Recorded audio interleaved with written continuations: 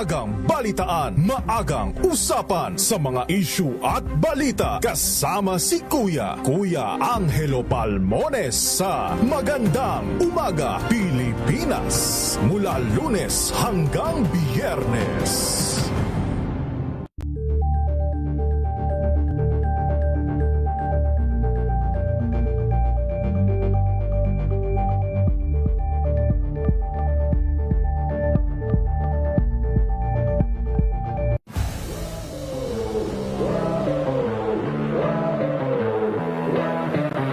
Konting maturity kasi yun nga, before talagang kumbaga gusto ko lang is maglaro lang dati, kumbaga kahit anong mangyari at least basta naglalaro ako ganun. Pero ngayon syempre isipin mo na yung long time like kailangan namin manalo muna para like maganda yung itakbo ng team namin. Meron pa bang mas mahalaga sa buhay mo aside from basketball? Ano pa yung mga bagay na pinaprioritize mo? Syempre family ko. Kasi sila naman yung number one kung bakit ako naglalaro ng basketball. Mas maganda kung one franchise lang ako lalaro. Yun yung pangarap ko. Hi, ako si Justin Arana, isang professional basketball player para sa Converge Fiber Xers. Abangan ang ating exclusive interview dito lang sa DZRH TV Matchpoint. Mabuhay ang atletang Pilipino.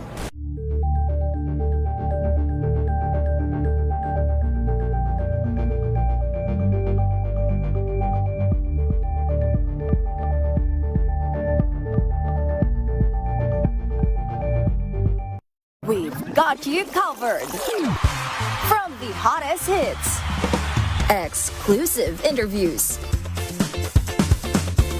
kilig to the bones fan meet experience, and hataw performances of your favorite stars. Saturdays, 12 noon, dito lang sa DZRH TV.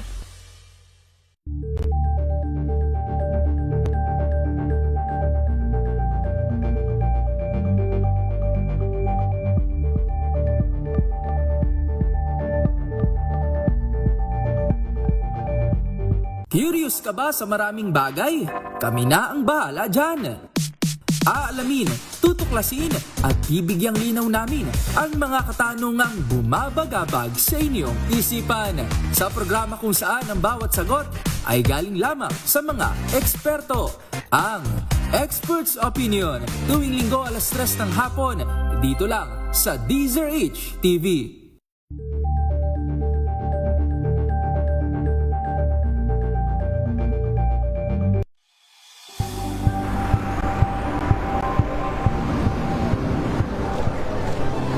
Ating mga eksperto dito lang sa Expert Opinion. Ito ang The Better News. TNVS, trending and isang kwento, iba't ibang anggulo.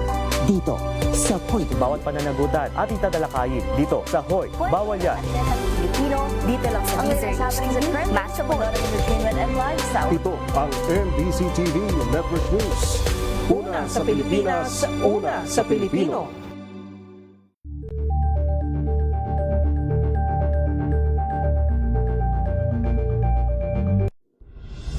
Tuloy-tuloy ang pagtulong, tuloy-tuloy ang pagseserbisyo at tuloy-tuloy ang balitaan kasama si May Binauhan sa Operation Tulong mula Lunes hanggang Biyernes.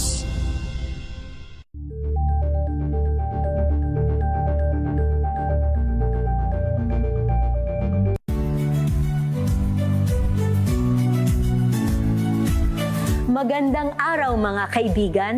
Ito po ang inyong balerina ng bayan, si Lisa Makuha Elizalde, na nag-aanyaya sa inyong samahan kami at ang aming mga espesyal na panauhin para sa kalahating oras ng masayang kwentuhan sa aming programang Art to Art, kung saan ang usapang sining at kultura ay para sa lahat. Huwag kaliligtaan, tuwing linggo, 3:30 ng hapon, dito lamang sa DZRH Radio, DZRH TV, at via online streaming.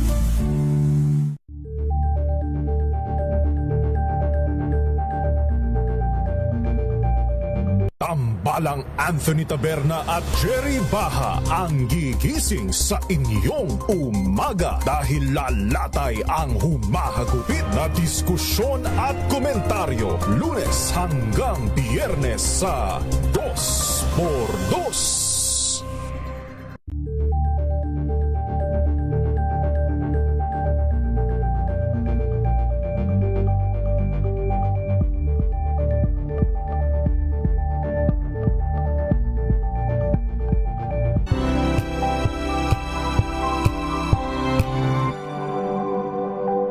Wow, ang saya. Isang barangay na labada, puro mancha pa. Goodbye, pahinga. Mommy, isang laba lang yan sa Pride Bar Blue.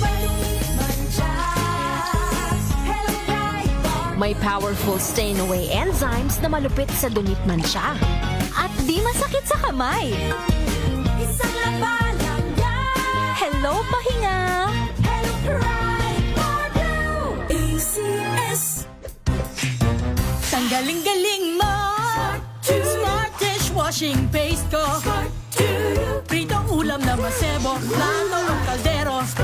Tanggaling for everyday. Ganyan pag smart ang dishwashing paste. May double tanggaling formula. Tanggal ang sebo. Tanggal ang bakterya. Pahit para walang bahid. Linis fantastic sa metal at plastic. Number one ko to. Tanggaling-galing mo. Smart dishwashing paste. ACS. May nagbago. May arte. May budget. Akala nyo lang yon. So solid. White Rose Papaya. Wow, White Rose. White Rose Papaya. Wow, White Rose. White Rose Papaya. May glow up with the White Rose Papaya. White Rose Papaya. May puti power times 2 kasi may papaya at niacinamide. May shea butter and tea tree oil pa. Kutis sulit ang glow up. Glow up with the White Rose Papaya. White Rose Papaya. Kutis sulit ang glow up. ACS. Sa lahat ng bagay, simula pa lang, siguraduhing max protection na. Kasi pag kulang ang proteksyon, baka madaling masira. Sa ngipin, dapat may max protection din. Max Alaga ng Unique Toothpaste.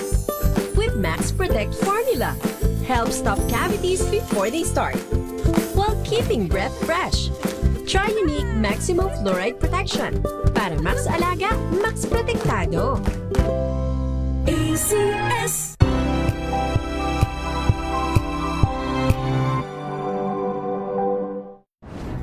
Omel Fuertes, Rapido, Hataw, Balita.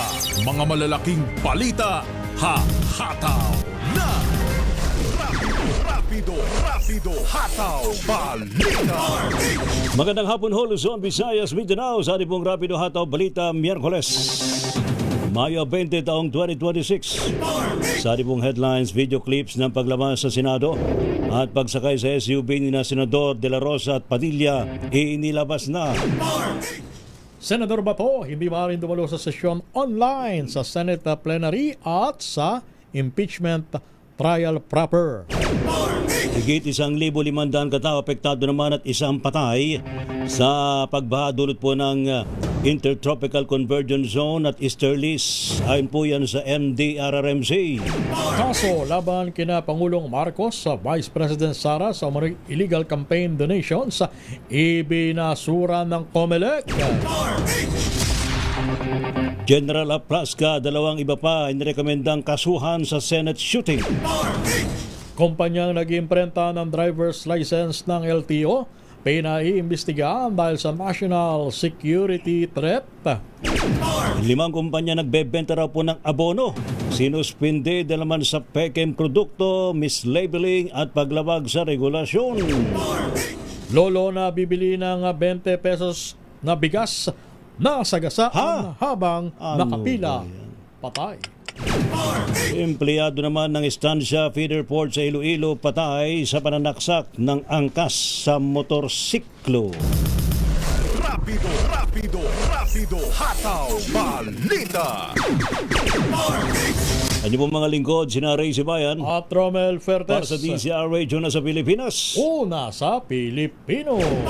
Sa ating pong mga balita, wala pang tagulan, subalit higit po sa 1,500 ng katao o katumbasan may 387 pamilya ang naapektuhan ng pagbaha at rain-induced landslides dulot po ng Intertropical Convergence Zone at ng Easterlies.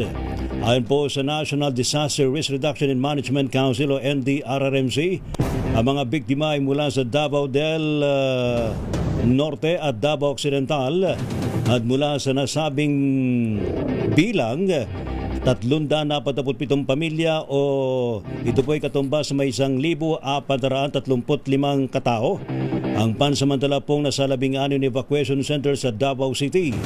Nasa ilalim naman ng validation ng NDRRMC ang report ng isang 21 anyos na lalaking namatay matapos daw humakuryente sa nasabing lungsod at natagpuang palutang-lutang sa baha sa may New San Isidro, Barangay Buhangin, madaling araw nitong Lunes. Ibinasura ng Commission on Elections sa reklamong election offense laban kina Pangulong Ferdinand Bongbong Marcos Jr. at Vice President Sara Duterte. Ito ang kinumpirma ni COMELEC Chairman George Garcia kaugnay sa munay pagtanggap ng illegal campaign donation ng Presidente at Pangalawang Pangulo noong May 22 elections. Paliwanag ni Garcia dahil ito sa prinsipyo ng immunity from suit o immunity ng dalawang pinakamataas na leader ng bansa habang sila ay nasa pwesto. Natanggap na po ng tanggapan o opisina ni Vice President Sara Duterte ang summons mula sa Senate Impeachment Court. Sa isang statement, ipinalam po ng OVP na tinanggap ang dokumento alas 10:40 kaninang umaga. Una pong inanunsyo ng Impeachment Court na ipapadala ang summon upang obligahin si VP Sara na dumalo sa impeachment hearing. Ang kanyang panig ay binigyan ng 10 araw na palugit para tugunan daw po ang kautusan habang 5 araw na may tinakda sa prosecution panel para sagutin ang salaysay ng depensa.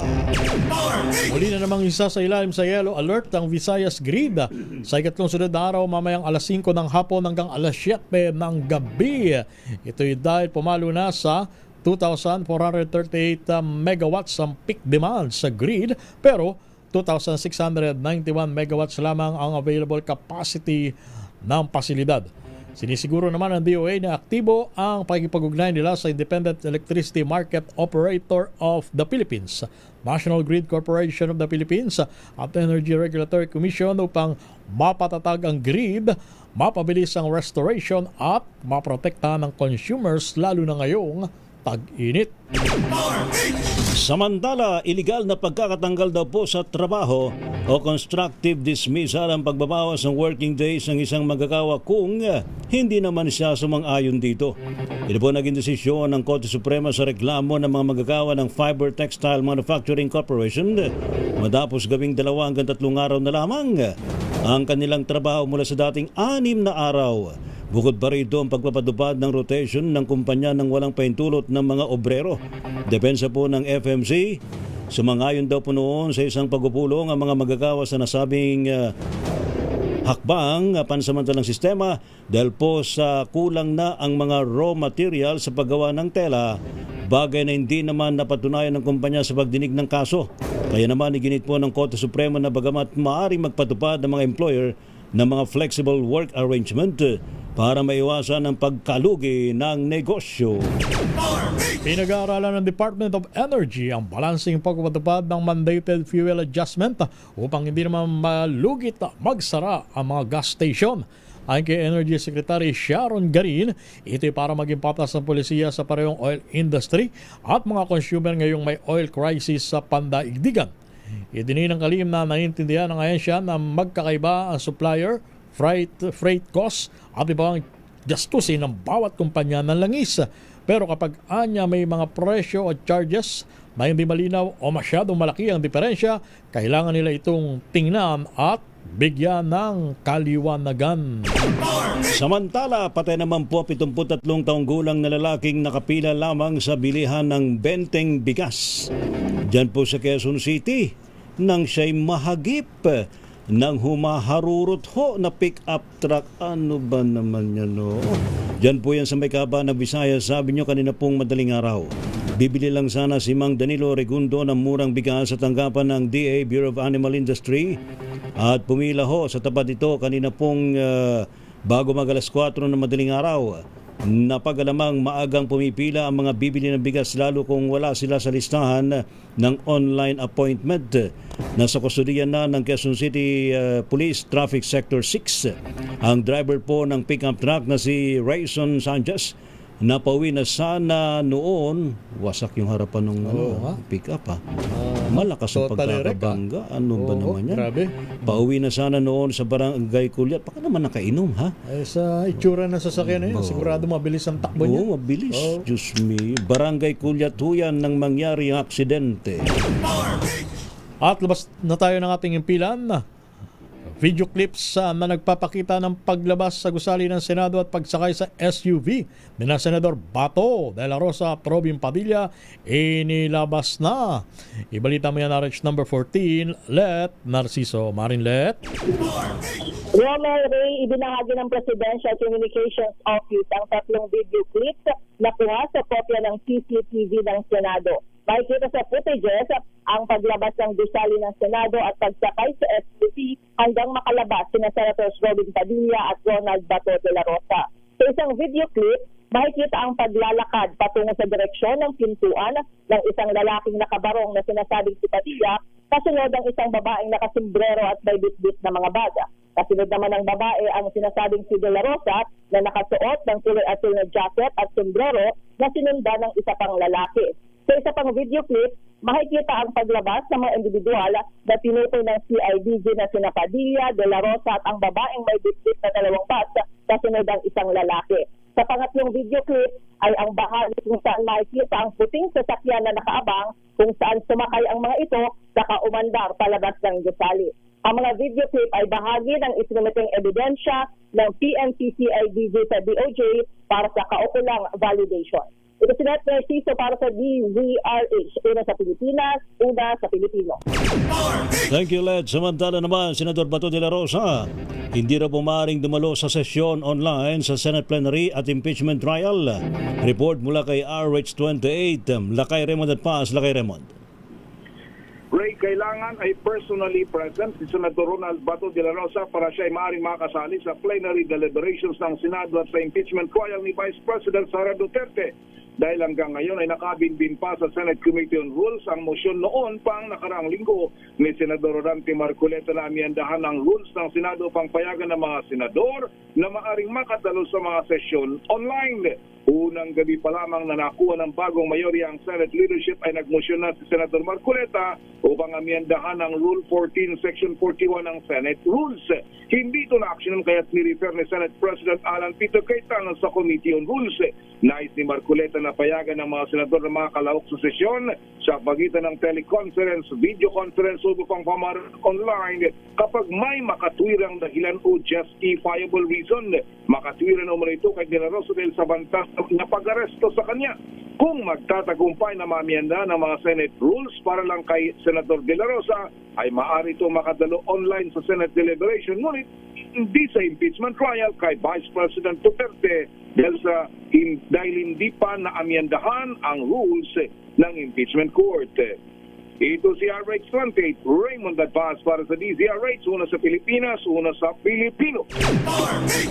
House of Prosecution Panel pinanindigan ang pagpresenta ng ebidensya at hindi papayagan na maharang sa impeachment trial.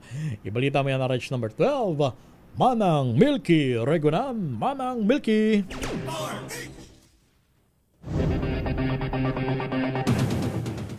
Dito muna tayo kay Edniela Parosa.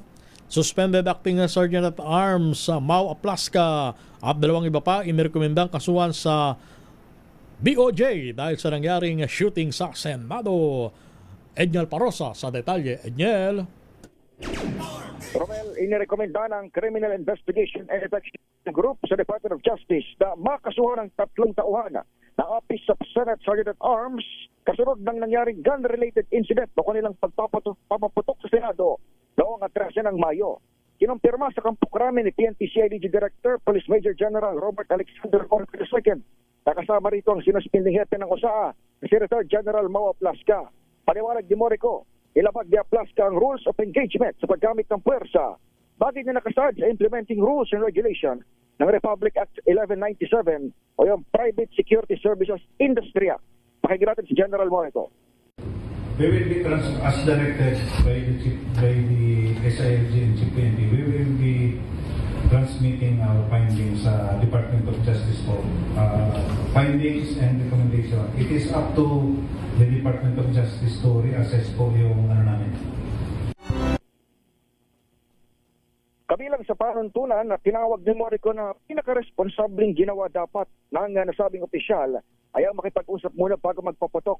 Ngayon din ipinagbabawal na umano ng polisyang warning shot, lalo na sa mga matataong lugar kaya dito sa Metro Manila. Tinawag ni Morico na panic firing ang ginawa ng OSA, habang defensive naman ang naging postura ng opisyal o paglalarawan ng opisyal sa postura ng National Bureau of Investigation Agent ay nakasuhan ng Senadong umatake sa nabanggit na lugar. Muli si General Morico. Panic firing. You assume na nilulusog kayo because continuous yung volume of fire, sumasagot yung NBI ng paputok doon sa labas, sa area ng canteen. So putok rin sila ng putok po rito. Sumasagot rin yung NBI ng defensive shot. Sa ngayon ay isinuko na ni General Aplaska yung kanyang 9mm Scorpion pistol at sumasa ilalim na ngayon sa ballistic exam. Isa lang si Aplaska sa 10 miyembro ng OSA na pinadalhan ng sampinan ng PNP-CIDG bilang lead investigator sa nangyaring tensyon. Pero wala pa sa kanila ang humaharap ng pisikal o personal dito sa Campo Crame. Ako si Edniel Parrosa, Razor H. Una sa Pilipinas, una sa Pilipinas. Thank you, Edniel. Flash Report. Flash Report! Sa ating flash report, mga kaibigan, yun daw pong hirit na TRO ni Senador Bato de la Rosa abay ibinasura na raw ho ng Korte Suprema. Anong ibig sabihin nito, partner? Nauna kasi binasura na eh. No. Binigyan lang sila ng 72 hours na window period para magpaliwanag. Yung kanilang panig. So, ang pinaka-accurate is yung pagbasura ng Korte Suprema sa hirit na PRO ni Senador Bato de la Rosa, pinanindigan ng Korte Suprema. Ayun, so ano lang. Kumbaga, yun na, wala nang pagbabago. Yan, ha. Ating alamin sa report ni RH9, Tina Nolasco. Tina? Yes, Lakay Ray and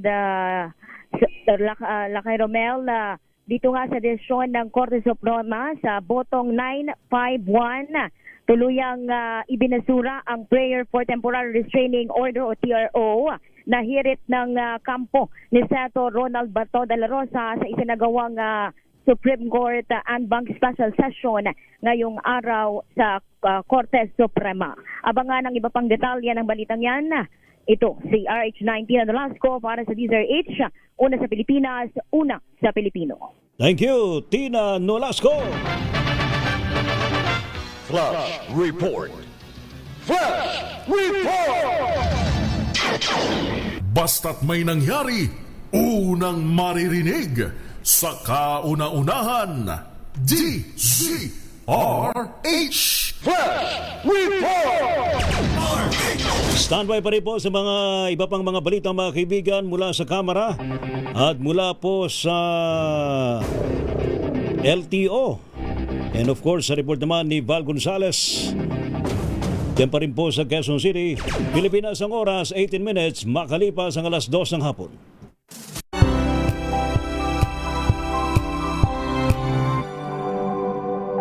Tinesting, sinuri, siniyasan. Ang resulta? Super effective ang Shield sa pagpatay ng bakterya at virus. Shield Antibacterial Soap. Believe ang mga eksperto sa Philippine Nurses Association. At si Mami. Tiwala ako sa Shield. Shield Antibacterial Soap. Napatunayang mabisa. Ang mga nurse, tiwala. ACS.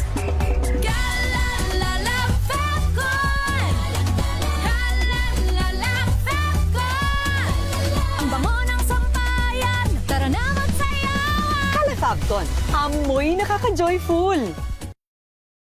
Sa puso ng kalikasan, natatangi ang prutas ng mangosteen. Ito ay nagtataglay ng antioxidant compounds na alpha, beta at gamma mangosteen. Ang MX3 capsule ay isang food supplement na gawa sa natural na mangosteen. Ito ay tested and proven to help avoid knee joint pain discomfort para iwas-iwas sa sakit with long-term supplementation 2 capsules daily. MX3 capsule. Tunay, natural at original. Mahalagang paalala, ang MX3 capsule ay hindi gamot at hindi dapat gamiting panggamot sa anumang uri ng sakit.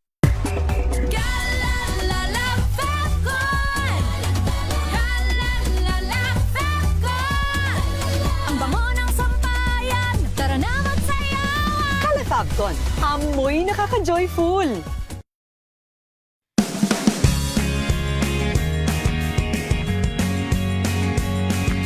Now we are unboxing MX3 coffee. Each box has 10 sachets of low acid and sugar-free coffee. You can have it hot or cold. Bring it with you anytime, anywhere. Shop at Lazada, Shopee, and in leading drugstores nationwide.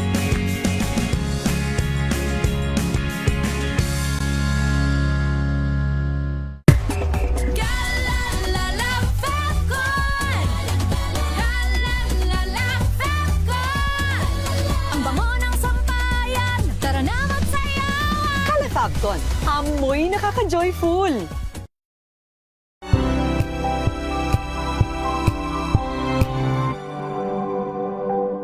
Hello, Washi! Laundry day na naman! Yay! Anong meron? Mancha ng chocolate, putik, may libag pa! Kaya natin yan! With Pride Washing Machine Detergent, may triple stain-away formula. Tanggal ang makapit, madikit, at madupit na dumit-mancha. Kaya easy-easy ang labada. Mula noon hanggang ngayon! All you need is pride! All you need is pride! ACS! Sinisiguro kong tama ang aking choices. Tamang pagkain, lifestyle, at ang partner ko, MX3 Capsule. Gawa ito sa ISO at GMP certified na planta.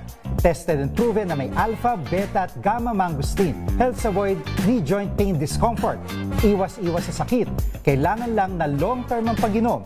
2 capsules araw-araw. MX3, dito ako believe. Mahalagang paalala, ang MX3 capsule ay hindi gamot at hindi dapat gamiting panggamot sa anumang uri ng sakit.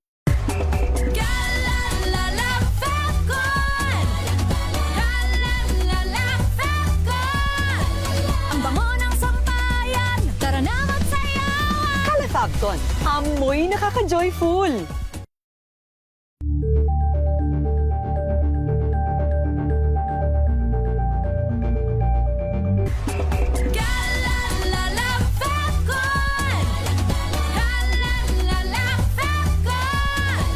Ang bango ng sampayan, tara na magsayawan! Calefabcon, amoy nakaka-joyful!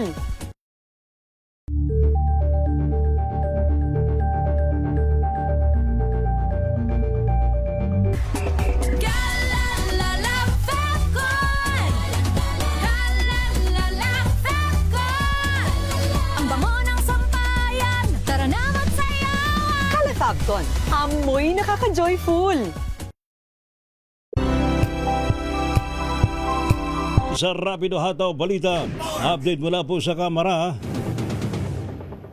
House Prosecution Panel, panindigan daw po ang pagpresenta ng ebidensya at hindi raw po papayagan na maharang sa impeachment trial. Report mula kay RH12, Milky Rigunan. Milky. Ray Romel handa nang iharap at ipresenta ng House Prosecution Panel ang kanilang mga ebidensya at testigo laban kay Vice President Sara Duterte kahit hadlangan pa ito ng mga senator judges. Ang kay House Senior Deputy Majority Leader at Prosecutor Lawrence Defensor, pinaghahandaan nila ang pagpresenta ng mga ebidensya para matiyak na guilty ang magiging hatol sa Vice Presidente. Sabi ni Defensor, hindi sila tatakot sa posibilidad na baka harangin ng ilang senator judges ang ipipresentang ebidensya ng prosecution. Dito Defensor, kung ito ay tatangkain ng ilang senator judges, maapektuhan ang kanilang kredibilidad, lalo't nakatutok ang taong bayan sa pagsisimula ng impeachment trial. Narito si House Senior Deputy Majority Leader Lawrence Defensor, isa sa mga House prosecutor. Hindi kami nag-aalala na haharangin ang ebidensya naming ilalabas sa impeachment trial. kung haharangin ang ebidensya namin, remember that we are not the ones in trial. Huhusgahan din ng bayan ang ating mga senator judges. And while we will give them utmost respect, siguradong ang pagtingin ng taong bayan sa isang impeachment court na hindi papayag na ilabas ang ebidensya ay makapagbabago ng damdamin ng mga Pilipino. Lalo na sa team ng depensa, kung hindi na kayo nagpakita, kung hindi na kayo sumipot, haharangin nyo pa din ang ebidensya. Hindi talagang maganda ito para sa isang ini-impeach na mataas na opisyal. So we're not worried. We're prepared to present our evidence. No matter what they will do, sila na ang maghusga sa amin. Igagalang namin ang ating impeachment court. Dagdag pa ni Defensor, hindi dapat ginagamit ang mga teknikalidad para pigilan ang presentasyon na maibidensya na anya ay malakas para madiin si Vicky Sara. Ako si News Kripuna, nagulat para sa DCRH, una sa Pilipinas, una sa Pilipino. Samantala, kumpanyang nag-iimprenta ng driver's license ng Land Transportation Office pinaiimbestigahan sa NBI dahil sa manoy national security threat. Ibalita mo yan, RH number 15, Giselle Ricafort. Giselle. Nagpasaklolo sa National Group Investigation ng City Organization na plagmahagita para imbestigahan yung di malagang IT service provider ng Land Transportation Office na may hawak sa pag-iimprenta ng driver's license ng ating mga kababayan. Hinihing ng grupo kay NBI Director Atty. Melvin Matibag, sigitin yung anila seryoso na banta nito sa pambansang seguridad matapos madiskubreng kontrolado pala mula doon sa Malaysia ang computer system niyan. Pinagbatayan ng grupo yung Ombudsman Resolution 220061 noong November 2022 kung saan binanggit yung internal LTO management information o the version report.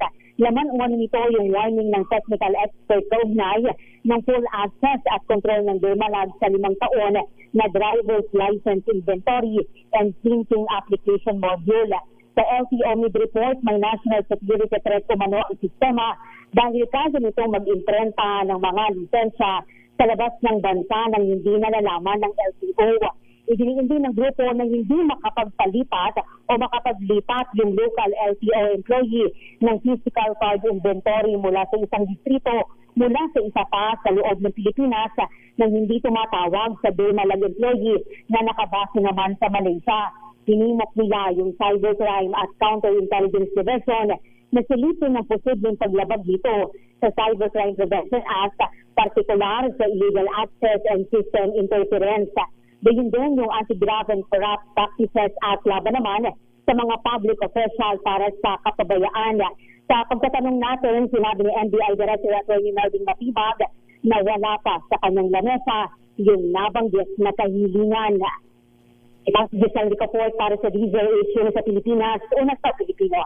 Thank you. Salamat, Miss Giselle. Samantala naman, 5 kumpanyang nagbebenta raw po ng abono, sinuspende ng Fertilizer and Pesticide Authority dahil po sa pekeng produkto, mislabeling at paglabag sa regulasyon.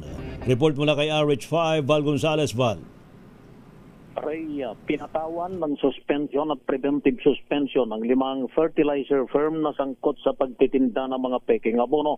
Ayon sa Fertilizer and Pesticide Authority o FPA, bukod sa pagbibenta ng peke at off-specification na abono, natuklasan din sa pagsusuri ang pagtanggi sa inspeksyon, maling paglalagay ng label at iligal na pagbibenta ng mga produktong nasa ilalim ng stop sale, stop use, stop move at hold order. Inihayag ni FPA Executive Director Glenn Estrada na ilan sa mga sinuspending kumpanya ay sumasali pa sa mga bidding at sa fertilizer subsidy program ng Department of Agriculture. Dahil dito'y tinitiyak ng ahensya na tanging rehistrado at pasadong produkto lamang ang papayagang makasali sa bawat procurement process ng ahensya. Dahil dito'y inatasan na rin ni Agriculture Secretary Francisco Chulaurel Jr. ang Internal Audit Service na imbestigahan ang mga opisyales ng regional offices ng DA na pinaghihinala ang nakipagsabwatan sa nabanggit na mga kumpanya upang maprotektahan ang mga magsasaka at pondo ng gobyerno. Habang inaantay ang pinal na desisyon, pansamantalang aalisin sa lista ng FPA ang mga kumpanya at produkto Gayunpaman, hindi naman binabanggit ng FPA kung anong mga fertilizer company ang pinatawan ng sanksyon para sana mas lalong mabigyan ng babala ang publiko, lalo ng mga mahihirap na mga magsasaka sa buong bansa. Nagbabala ang FPA ng mas maigpit na parusa, kabilang ang pagbawi ng lisensya at kasong kriminal. Nananawagan din si Estrada sa mga magsasaka na bumili lamang sa lisensyadong dealer at ipagbigay alam kung mayroon pang mga tindahang nagbebenta ng mga pekeng abono. Ako si Bal Gonzales, DZRH, una sa Pilipinas, una sa Pilipino.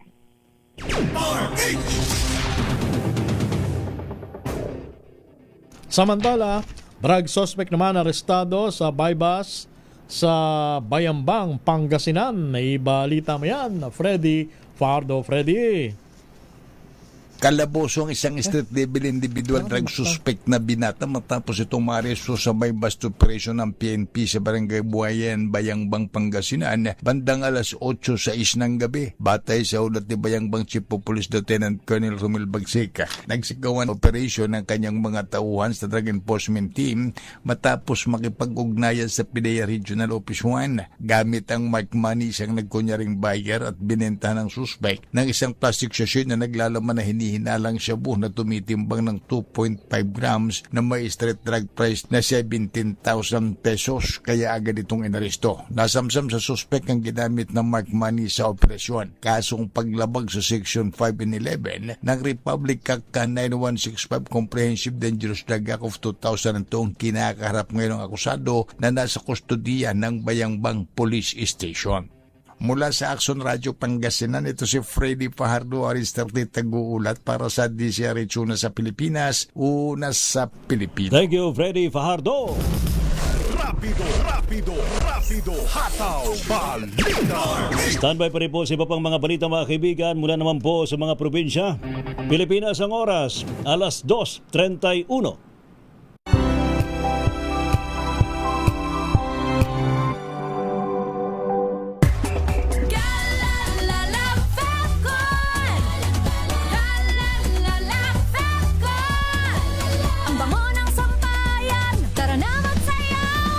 Fabcon, amoy nakaka-joyful.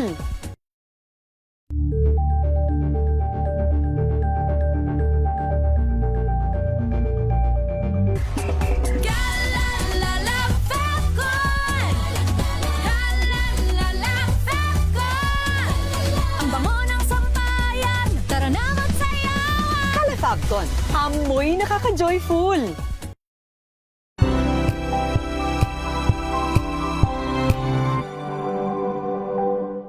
Maagang balitaan, maagang usapan sa mga issue at balita. Kasama si Kuya Angelo Palmones sa Magandang Umaga Pilipinas. Mula Lunes hanggang Biyernes.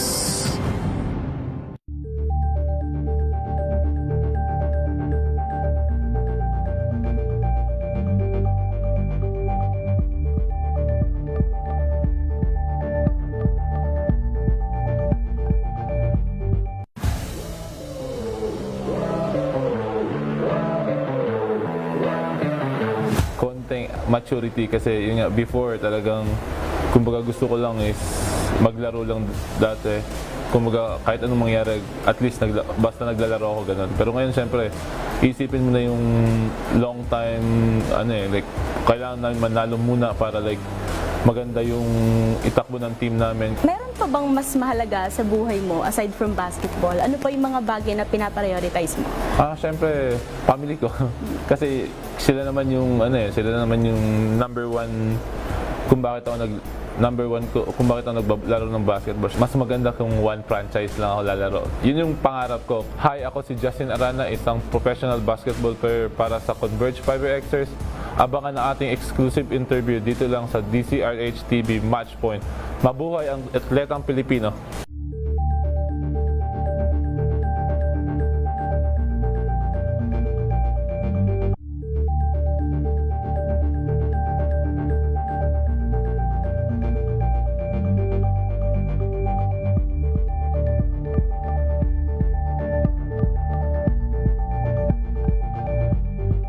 We've got got you covered.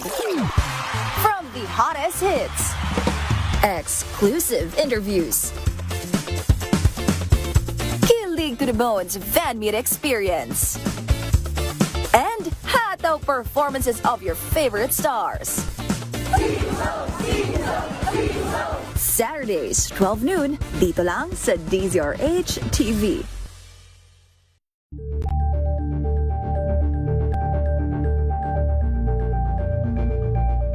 Curious ka ba sa maraming bagay? Kami na ang bahala dyan. Aalamin, tutuklasin at bibigyang linaw namin ang mga katanungang bumabagabag sa inyong isipan. Sa programa kung saan ang bawat sagot ay galing lamang sa mga eksperto. Ang Expert's Opinion, tuwing linggo alas 3 ng hapon, dito lang sa DZRH TV.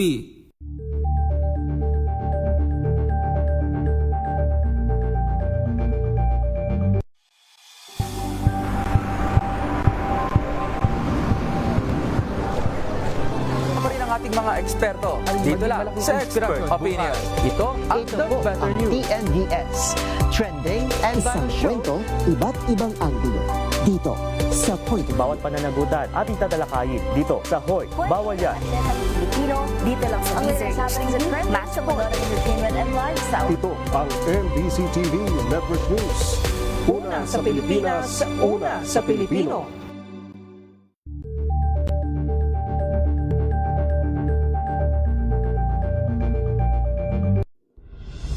Tuloy-tuloy ang pagtulong, tuloy-tuloy ang pagseserbisyo at tuloy-tuloy ang balitaan kasama si May Binauhan sa Operation Tulong mula Lunes hanggang Biyernes.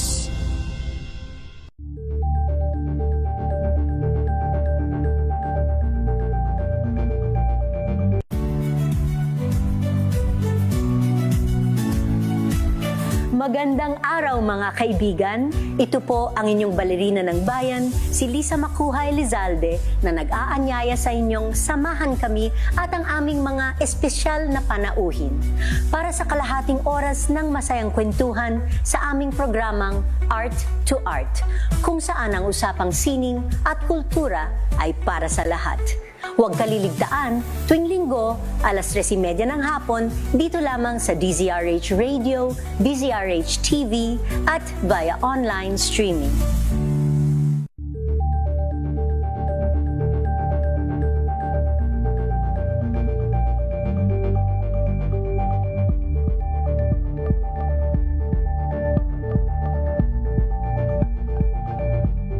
Tambalang Anthony Taberna at Jerry Baha ang gigising sa inyong umaga dahil lalatay ang humahagupit na diskusyon at komentaryo Lunes hanggang Biyernes sa 2x2.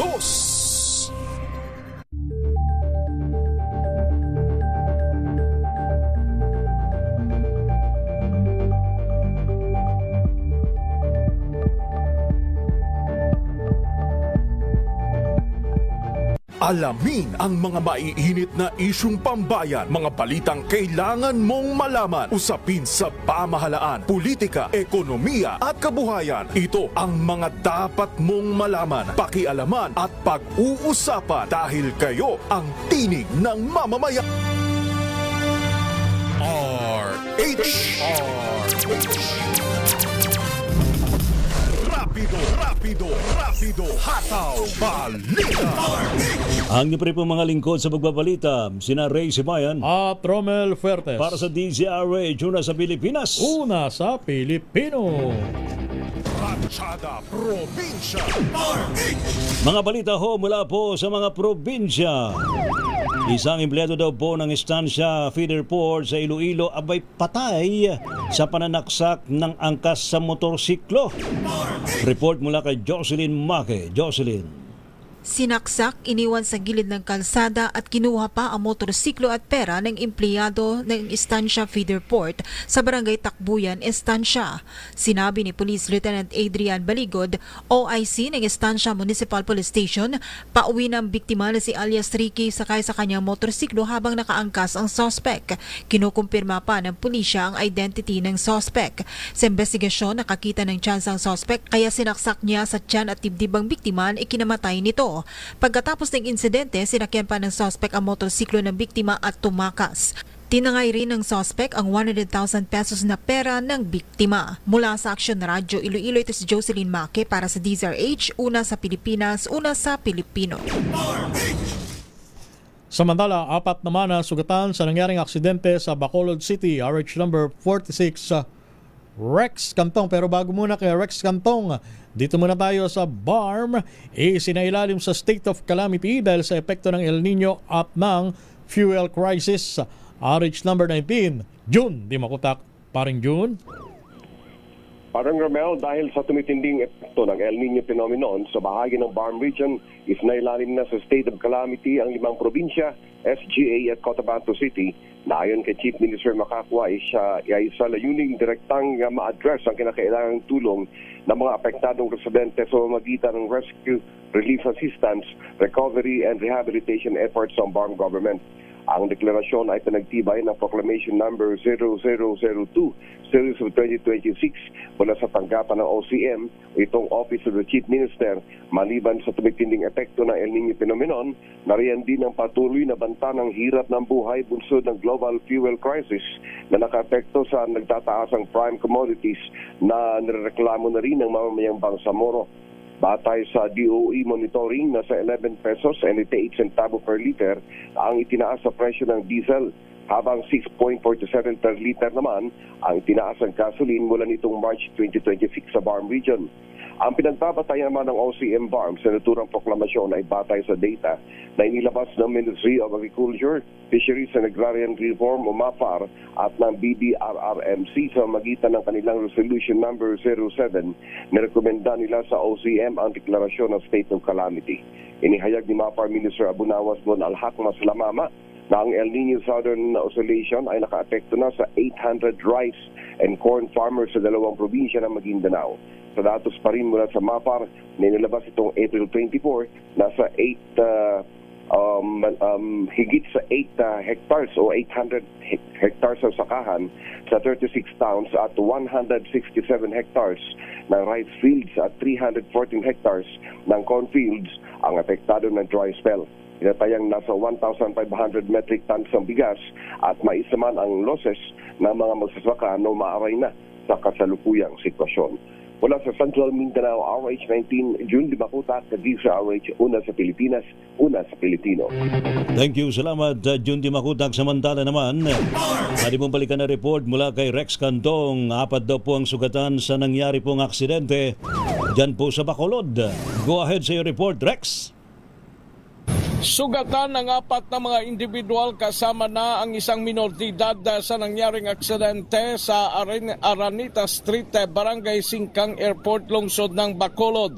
Ang mga biktima kinilala na sina David Ventura, John Lloyd Domingo, pawang mga residente ng nasabing lugar o barangay Kabug ng nasabing lungsod at sakay ng kaengkwentrong motorsiklo na sugatan din sina Banjo Calago at ang 8 taong gulang na batang lalaki.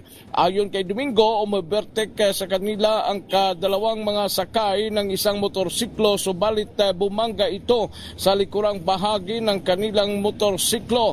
Dahil sa lakas ng impact, tumilapon ang mga ito na ikinasugat na ng mga biktima na wala namang suot na helmet. Ito si RH46 Rex Cantong para sa DZRH, una sa Pilipinas, una sa Pilipino. Samantala, transparency sa paggamit ng pondo para sa health program sa Laguna, siniguro. RH number 30, Eric Dastas. Eric.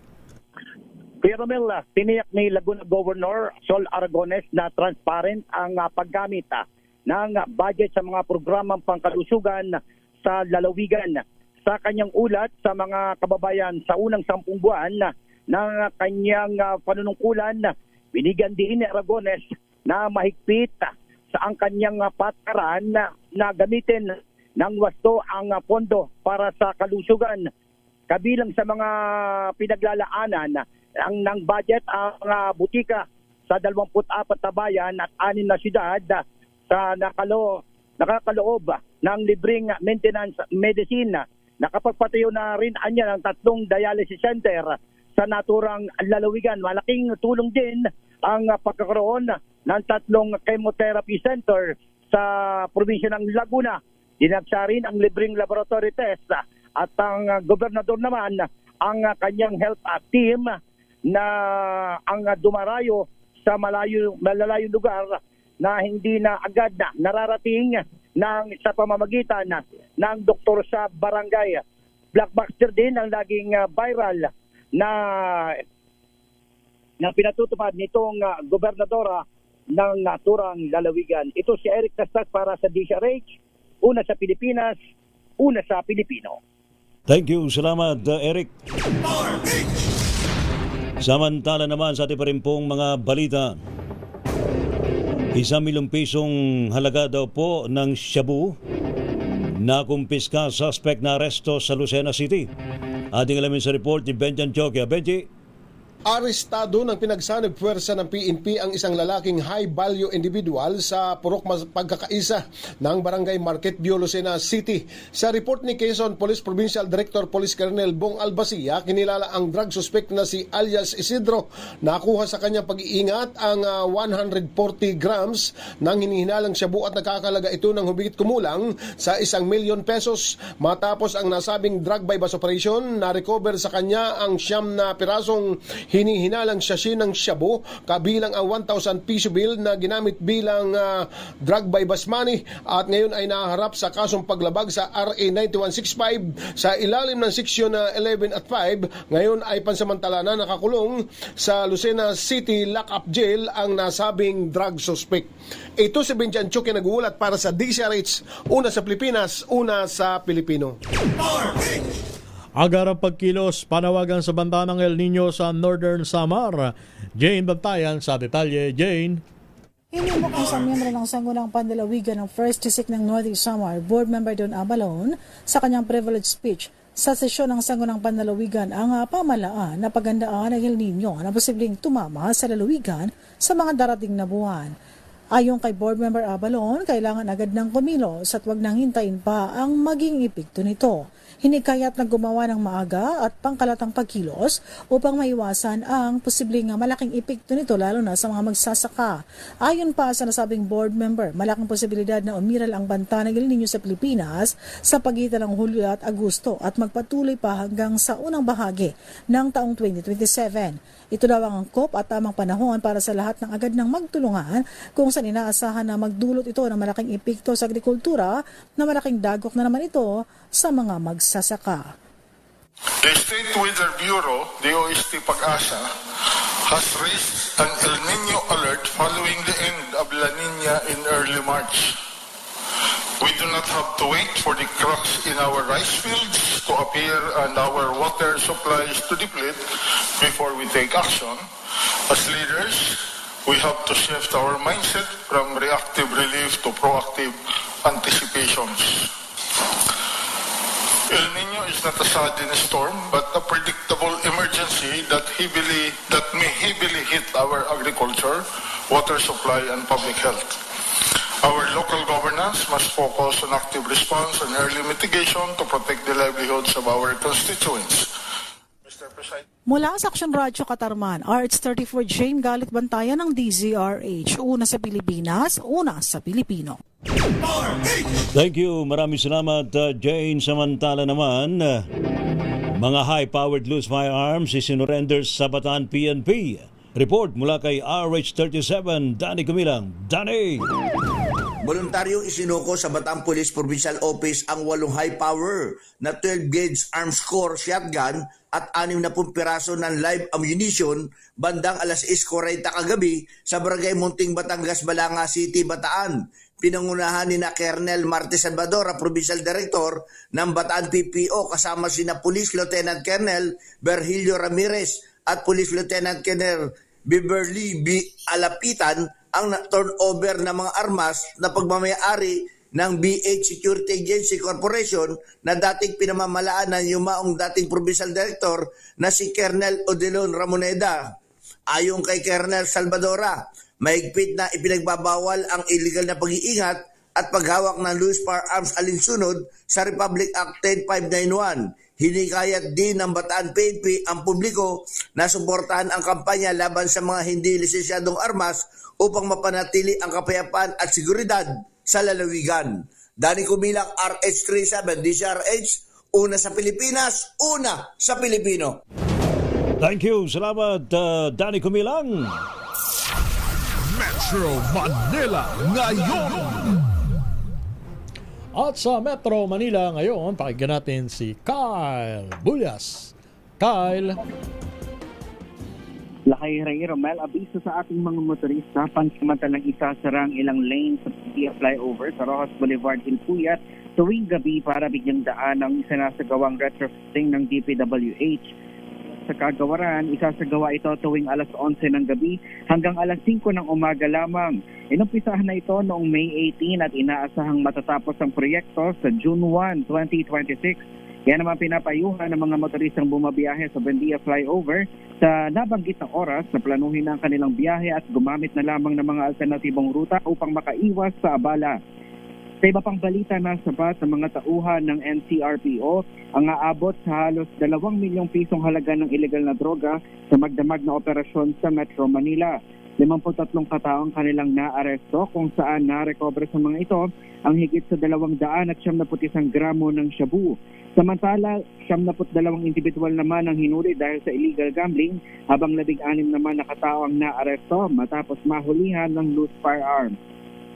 Para naman sa ating ulat panahon, kasalukuyang may nakataas na thunderstorm advisory dito sa Metro Manila, partikular sa bahagi ng Caloocan, Malabon, Quezon City, Navotas at Valenzuela City. Ayon sa Pag-asa, inaasahan ng posible magparanas ng moderate hanggang sa heavy rain showers na may kasama mga pagkidlat at malalakas na hangin sa mga nabanggit na lugar sa loob ng 1 hanggang 2 araw. Bukod dito, posible naman pumalo sa 41 degrees Celsius ang heat index dito sa Metro Manila. Ito ay nasa ilalim naman ng extreme caution category. Ibig sabihin, posibleng makaranas ng heat cramps at heat exhaustion kapag ikaw ay nagbilad sa ilalim ng matinding sikat ng araw. Yan ang latest sa Metro Manila ngayon. Ito si Kyle Bulyas. Yes, Kyle. Wala bang ulan sa Metro Manila? Sa ngayon, Lakay, wala pa. Nanon? Ano ba naman yan, no? Sana man lang kahit ulan-ulan lang na tigatik, ha? Wala man lang. Lakay, mukha namang hindi malabo na umulan dahil dito pa lang sa area natin sa Pasay City medyo maulap-ulap na.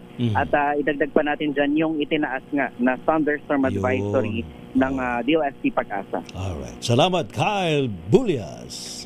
Maraming salamat, Lakay Ray Romel. Balik sa inyo. Thank you, Kyle Bulyas, sa iyong Metro Manila ngayon! Rapido, hataw, balita. Lakay Ray, ano? Saan lugar? Oo, paulan-ulan na. Medyo ingat-ingat tayo. Lalo sa area ng sa Mindanao. Mindanao. Sa Davao area. Talaga laki ng baha. Wala pang wala pang tagulan yan. Wala pa. Kaya ingat ulan po dyan dahil sa ITCZ. Yung Intertropical Convergence Zone saka Easterlies. Ayan, ha. Sana man lang maanggihan tayo dito ng konting ulan. Huwag naman yung buhos. At sa tuwing nakakaranas tayo ng mga pagbaha, syempre wag natin kalilimutan yung flood control scandal, yung nasa likod ng mga baka naman nakakalimutan yun na. Baka nagkakalimutan tayo mahirap magtatagulan na naman. Lagi natin silang aalalahanin tuwing bumabaha sa kalampagin natin pag nakakalimutan na flood control anomalies na yan. Kayong mga nakinabang dyan, ha?